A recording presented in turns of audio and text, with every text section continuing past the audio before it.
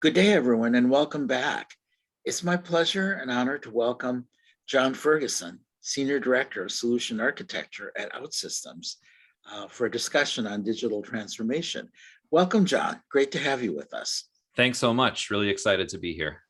Absolutely, great. So first of all, just briefly tell us about yourself and your role and about OutSystems, and then we'll get to some of the substantive questions. Sure, happy to. I like to think of myself as the professional expense report approver for my team here at OutSystems, but more formally what I do is I have a team of folks across the Americas who work with a lot of our customers to really understand how OutSystems fits into their digital transformation strategy. And we here at OutSystems, we're really focused on the idea of how do we empower our customers from the professional developer all the way up to this fabled citizen developer thing to really start building custom software, because we think that's a key way that folks are going to create great experiences for their end users and their internal associates. Wonderful, great explanation. So let's talk about digital transformation. First of all, let's start at 40,000 feet or even 50,000 feet, very high up in the air. What is digital transformation? I can guarantee you that if I had a room of 10 individuals in our field and you went around and asked or had them write on a slip of paper, what is digital transformation? If you had 10 people, you'd get 20 answers. So, or more. So how do you define it? What does it look like to you? Yeah, sure. I'd even go as far as if you had 50, you might have 100 answers. I think it carries through as the trend. So for us, digital transformation is how do we create a connection between what the business is trying to accomplish, the data and information that we have, and the experiences that people truly experience. And the way that we like to think about it is, for many years, we thought about technology as being enterprise grade, resilient, scalable, all of these things. But really the expectations we all now have is about consumer grade. It's mobile, it's web, it's where we are. And digital transformation is about how do we bring everyone together to actually meet those expectations and really create those experiences. So that's how we think about it. Okay, that's great, thank you. I want to get into some of the meat of this, but I also just want to note something that we all know. Everyone has mobile devices now. And what's interesting is, I think if you had asked this question, well, obviously, if you had asked it 10 years ago, the answers might have been different. But there are layers of complexity or cross-hatching here. Don't you agree that there's more technology of different types? And so we have to think in a multidimensional way. You know, we have to think about multidimensional chess, multi-level chess, right? Right. So one of the things we have to talk about how systems can talk to each other or be roped in together, and also what the end user experiences, and also the idea of a seamless view. So why don't you knit those together in what I'm sure will be a brilliant way? Oh gosh, the pressure is on. So you know, what we've kind of observed, and I've seen this in my career working with a large, Fortune 500 organizations across different verticals, and they all suffer from some of the same challenges. A few years ago, we said, let's bring all of our data together and we'll create this thing we call the data lake. Wonderful. And so everybody went off on these processes to try and figure out how do we actually bring the data to one place where we can rationalize it. However, that wasn't quite enough. And in fact, what we then needed to do is give access to that data through some type of a solution. And that's where we saw these types of things like microservice architectures and APIification of data. And that was fantastic, except it missed a really critical part, which was, as a human, I can't quite make a call to some microservice somewhere. I have to use an application. I have to use some kind of software. And that really, I think, is the crux of it, is we can bring all the data together, but until we create an experience where people can actually consume and take action upon that data, then we really haven't completed the full cycle.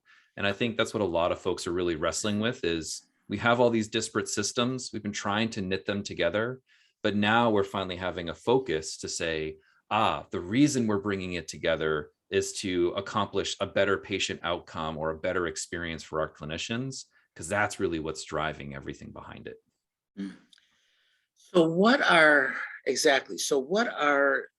some of the kind of drilling down to about 20,000 or Sure. 25,000, what are some of the key obstacles in the way of creating that seamless view for end users that you just referenced?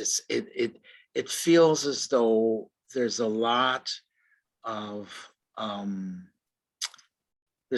stuff under the surface.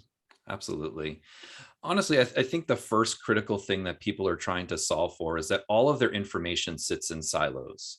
As different organizations have adopted either a custom software or an off-the-shelf strategy, what we've done is we've built a lot of these different silos of information. And that really is like the prime obstacle to getting started, is how do we rationalize and bring the data together in service of a particular outcome? And it's those silos that I think drive a lot of these challenges for our customers in these organizations. Yeah, I agree, absolutely. What are the most innovative provider organizations doing now, hospitals, medical groups, and health systems? Sure. What we continue to see is trying to get to what a real single source of truth is for everybody. We see a lot of folks where it's almost as if they're looking at a Rubik's Cube. We know it's a cube and we know it's made up of smaller cubes, but the colors are all different depending on which face you look at. And so strangely, the simplest thing is also the most effective and efficient thing. Creating portals for customers, for patients, for ecosystem people to consume, that is fed through the experience of the clinician. Now we're all looking at that single source of truth. So from the time someone schedules an appointment to the time they meet with a provider to the time you go back and look at how your insurance is maybe interacted, it's a single journey as opposed to many discrete journeys. And the most innovative folks, I think, are really rationalizing that well. Okay, great. And I've heard your colleagues use the term wrapper. WRAPPER, by the way. Yes. I'm sure someone does rap, but can you tell us what the term means, how you use it, and how you apply it at OutSystems? Absolutely. And no one wants me rapping. It's a terrible experience for all. But yeah, we use this term wrapper, or commonly we'll say digital wrapper, which is, we know we just can't replace systems. Many of us have gone down the mainframe world. Let's replace the mainframe. Oh, well, it's pretty sticky. And so while we can't replace those systems, we can modernize them and we can put them to purpose use. And in order to do that, what we see folks doing is creating these wrappers around these core systems so that we can really aggregate to that single source of truth and that single experience. And so to get even a little more tactical, it's when you're taking the core systems, the data that they make available, and actually bringing them up into a higher level where we can start to rationalize on them based upon an outcome we're trying to drive. Many of these systems, they really weren't built for an outcome. They were built to do a particular process. But now as we think about a better patient outcome or a clinician and the visit with them, we want to drive that experience. That allows us to drive a better wrapping around all of those specific core systems to drive that better experience. Okay, so I'm going to ask a very simple question because I'm a simple guy. Is that hard to do? I think the hardest part is not the technology. It's actually about getting all of the people aligned around that, because different teams and different groups within organizations have owned all of these core systems. Yes. And in fact, I think this is now the job of IT leaders and IT executives, is getting everybody to focus on a particular outcome so that they can say, oh, the thing we're driving is this. The way we should be wrapping around our core systems is to get to this particular outcome. And that's the new role of IT leaders, is really about bringing those teams together, whereas before they were all kind of separated based upon their concerns. Right. Well, we all know that the way that healthcare IT evolved for decades in provider organizations and patient care organizations was extremely haphazard. I refer to the healthcare system as the $3.6 trillion mom and pop store, right?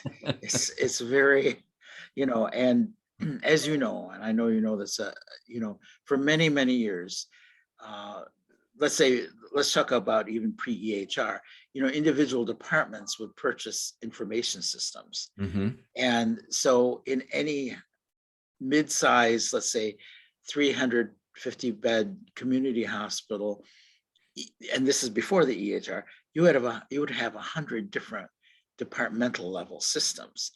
Then the EHR came along. Well, you had revenue cycle management, or you had the finance system, but the EHR came along, and then that was supposedly knit together with all these other systems. So it was just like the equivalent of the tangle of electrical connector cords, behind your TV in the living room, right? And still is, actually. So what you and your colleagues are really doing is creating that level up where the systems can be better managed in order to create that better experience for end users. Am I correct? Absolutely. So the way that we think about it is that we can bring the data that exists across these core systems together, create an engaging experience on top of it that hits that expectation of consumer grade, whether that's mobile or web, or some of these newer mediums. Chatbots is a great example, right? We're leveraging AI and ML to try and figure out what are you really trying to get at, and how can we help you so that humans can actually work on the really complex problems. Right. And that's a really interesting space. But yeah, it's how do we bring those things together? And that's something that we as OutSystems are doing really well, to knit all of that information together so that people can consume it in an actionable and informational way. Wonderful, wonderful. So one of the things that I think is exciting that you and your colleagues talk about is it's not about ripping and replacing existing systems, because we've done enough of that, right? Right. Yeah. So let's talk about how we move forward around the ability to access complex information from all these different silos, including on handheld devices. Mm-hmm. What does this journey look like going from the present to hopefully the near-term future, not too far from now? Yeah. Well, we always like to encourage people to think about the end in mind, or at least a fairly good stop along the journey. Because I think, as many of us who have been in IT and in many spaces for a while, it's never really ends. It's never really over. But think about really what you're trying to accomplish. And if it's a technical goal of we want to increase our transactions or processing, go further. We like to help people really think about what is the actual experience outcome that folks want to have. And when you do that, it actually makes the rest of it a lot easier, because then you can say, well, what's the data that we need to create that experience? Okay, great. Where does that live? Great. Now, how do we bring it together with tooling like OutSystems? Okay, great. Now, how do we bridge the gap to the end user with, kind of the sort of things that we as OutSystems help people create? So when you have that specific outcome in mind, that milestone that you're going after, it makes actually a lot of it far simpler, because now you're doing it with intent, as opposed to every single team trying to figure things out individually. Right. It's coordinated, in a word. Yeah. Who knew? Who knew? Yeah. So good. And for how should CIOs and CTOs and health systems be thinking about that journey that you just explained? What should they be thinking and doing right now? Sure. Know that it's a journey, that it never stops. Many times when we're talking with people, they say, great, we're going to spin up a project. We're going to take a very waterfall approach. That's fantastic. And it used to work when we couldn't move really quickly, especially from a development perspective. But now that we've empowered people to build software quickly, the business needs to come along on that journey. Yeah. And I think the responsibility of a CIO and a CTO is bridging that gap. You have these new capabilities in IT of building software faster. of bringing data together, awesome. But you need the intent and a strong executive who understands how to bridge the business back. And we've seen this show up actually really interesting, where folks who have gone to school to become, doctors and clinicians move into IT. Gosh, they have a tremendously exciting experience because they understand both worlds. And that's the big piece of advice I offer to folks in that space is bridge that gap, understand what you're really trying to solve for, and be okay that it's a journey, because it might change, it might shift. You might need to do something different tomorrow than what you plan to do today. And that's okay. That's absolutely okay. Yeah. Somehow that feels very spiritual too, but a little bit of Zen to it. It will be you're all right, right. Exactly. And do you, how do you feel about the next 3 to 5 years in the industry in the context of everything we've been talking about? Is it going to be rocky?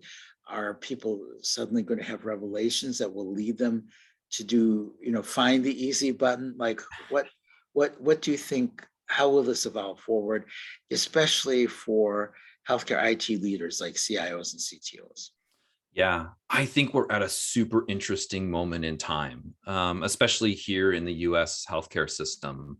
As we think about value-based and outcome medicine, as we think about the way that the insurance space is shifting and changing, all of this can be empowered by technology. And we have to meet that challenge as part of the technology landscape. And so as we start to rationalize through what we need to do, how we're going to accomplish it, who are the partners we need to bring on. And I think as a C-level executive in the CIO or CTO space, it's who are going to be the partners that come with us on this journey that are going to make it less rocky, because it will be hard. We're talking about institutionalization of things that go back 20, 30, maybe 50 years. Yeah. But the opportunity in front of us to create amazing outcomes for our patients and amazing experiences for the clinicians and the ecosystem around them, that opportunity is here and it's now. And I think it's up to those kinds of folks to really take advantage of it. Yeah, absolutely. I also have to say, I think this discussion is extremely timely, given all the business activity taking place in the provider space. Hospitals and health systems continue to grow through acquisition. Mm-hmm. They're acquiring facilities. They're also acquiring physician groups and physician practices. And I think people are finally realizing you can't be constantly ripping and replacing. I mean, that would be, you could get to the point where that was all you were doing, right? Like nothing else. And maybe just comment on that, the fact that this discussion and these issues, I feel like they're even more front and center than before, given that we're in a period of great business activity too. Mm-hmm. Yeah, it's so easy to fall into the painting of the Golden Gate Bridge problem, where you've made it to the end and now you need to go back to the beginning and start over. And, as we think about replacing these core systems, that becomes such a huge endeavor. And it's we always call it high calorie type activities. It's really hard work. Well, and it sucks up so many resources, human and otherwise, right? I know of a couple of large multi-hospital systems where, my gosh, they spent years doing that. Right, exactly. So I think let's let those core systems do what they do best, which is some of these core pieces, whether it's EHR, whether it's scheduling and appointments, which, my gosh, what a great opportunity for disruption is just that piece. There's a wonderful opportunity to let those systems do what they do well, bring that data together to instead focus on a particular outcome that we're driving, because wrapping up these things actually is going to yield a better result. And the interesting part is, if you take some of the modernization techniques that we've seen in other industries of wrap up the core thing first, then you can start to modernize it. That technique, I think, is making its way into healthcare IT, because we don't want to throw these things out. They're serving a purpose. Yeah. And I think you and I both agree, we don't want to waste so much energy, right? We could be hiring more and more and more implementational people just to keep ripping, replacing, adding, subtracting, and we just don't have time for that. Yeah. And I also think it limits the group of people that we can empower to help with the problem. Because if everything is a super low level IT centric thing, then the only people who can work on it are low level IT centric folks with great expertise. Well, let's bring other folks into the equation, because the problems we want to solve are actually at a different level. Yeah, And I think that's important. absolutely. Wonderful. Any closing thoughts for the good of the order?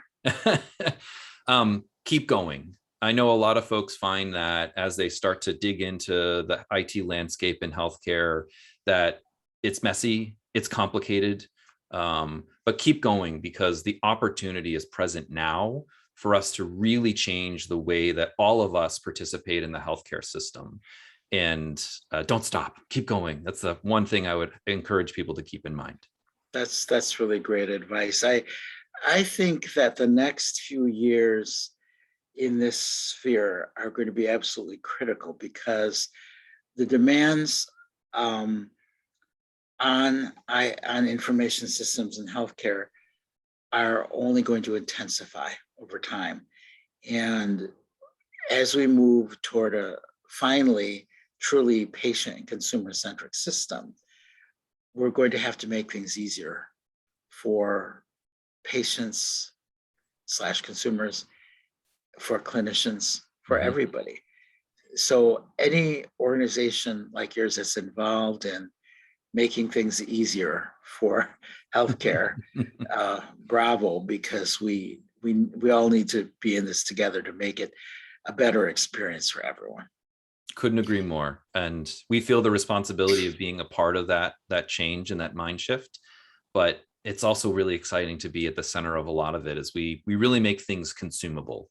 And that's really important to our mission. Yeah, wonderful. Well, thank you so much, John. It's been really great to speak with you today and learn from your wisdom. And we really appreciate it.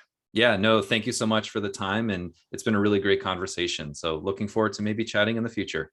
Absolutely. We'll have you back. Thank you so much. And thank you to everyone in our audience for tuning in. Have a great day.